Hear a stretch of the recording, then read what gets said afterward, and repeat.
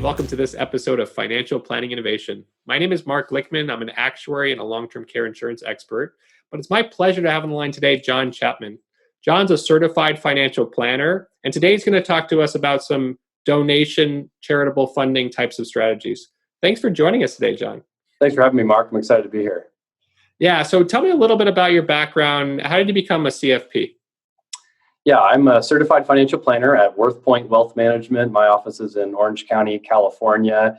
And I got into this business about 10 years ago, just out of the Great Recession of 2008. And since then, I've spent almost the past 10 or 12 years or so helping people prepare to manage an exceptionally long retirement with a volatile stock market and a low interest rate environment. So it's been quite a ride, but I'm passionate about this industry and I love being able to serve my clients. Yeah, and you probably tapped into a couple of things. 2020 has been quite an interesting year in terms of market volatility and interest rates. But today I wanted to talk to you about a different kind of strategy. You had mentioned to me that you work with clients and a lot of times they want to do some charitable giving types of strategies. Tell me about this particular one. I'm going to look it up. The donor advised funding strategy. Okay. What does that mean exactly? And how do you use that with clients?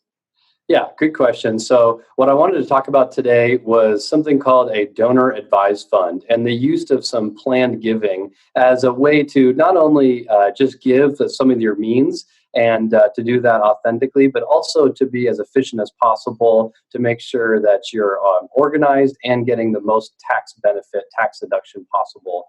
So well, I guess what I would ask is, when does it apply? Because I know we had talked about there's certain situations with clients who are, maybe they're selling a business, maybe they're getting an inheritance, and that leads to a windfall in terms of what taxes you have to pay.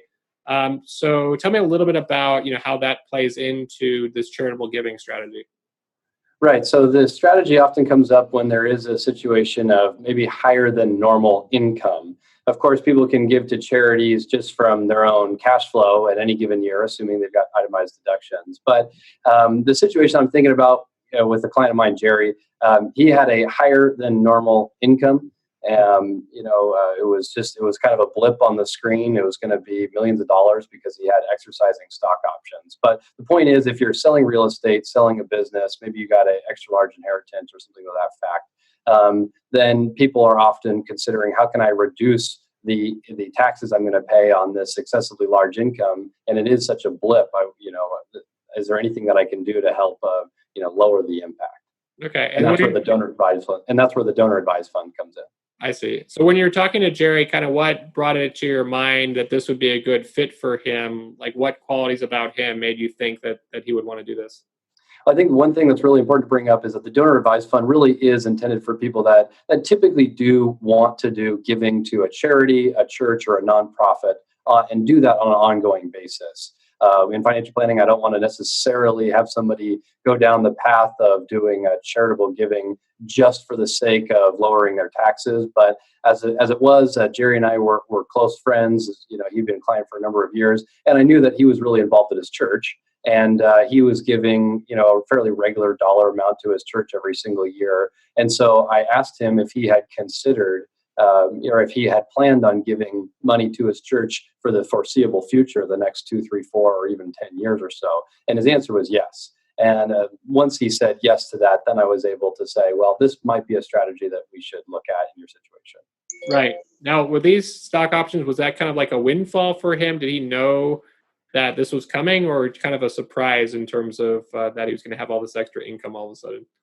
Well, it was a surprise to him, but it shouldn't have been. But, he had been really high up at a publicly traded company for a number of years. He had gotten stock options granted to him many years prior, just after the Great Recession, actually. And it had just been so long, he had been busy that, frankly, he had forgotten about them. And when he chose to resign, there is a 90-day window from after you leave a company to when you need to actually exercise, meaning buy those shares of options in order to get the shares of the company. So it came as a bit of a shock to him and me, but he resigned. And so once he exercised and bought those stocks, then he had to pay ordinary income the year that he exercised. So it's probably good that he talked to you. Otherwise, that might have been lost money instead of found money. You're right. It could have been a unique situation where his net worth would have gone down, but thankfully he took action within that window. So this fund that you're creating, tell me a little bit about how you're structuring it and how it works to kind of take away at least the immediate tax hit, and you're smoothing it out, so to speak, maybe over time. How does that work? Yeah, so the donor advised fund is you can set it up at most major brokerage companies like a Charles Schwab or a Fidelity or whatnot. There's National Christian Foundation has one too. But so it's actually an account that brokerage companies would help you set up. And let's say that you've got either cash or stock. You can gift it in or transfer it into this account. And immediately upon doing so, that's when you recognize an income tax deduction. So just to use an example, if you normally make $100,000 and you transfer in $10,000 into your donor advised fund at your brokerage of choice, then that $10,000 will be immediately subtracted from your ordinary income that year. You'll get a tax form. You can reconcile that when you file taxes that year. And so that allows you, first, just the simplicity. You've got one receipt. So you can say my $10,000 cash went into John's donor advised fund. And then from there, you've got the receipt that you can have on your taxes. And then after the fact, you can choose when and how you actually want to give that money to the eventual church or charity or nonprofit of your choosing.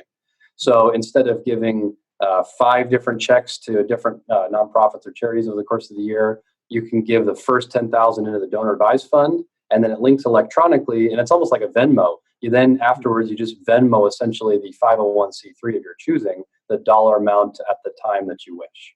Yeah, very cool. So it creates a structure that simplifies the process around how you give donations. Exactly. It's a very efficient process. Very cool. Well, I appreciate you sharing this with us. I know a lot of people out there, they run into these situations, and just becoming aware of it adds a lot of value. So thanks for joining us today, and I hope to have you on future episodes as well. Thanks, Mark. Appreciate the opportunity. Have a great day.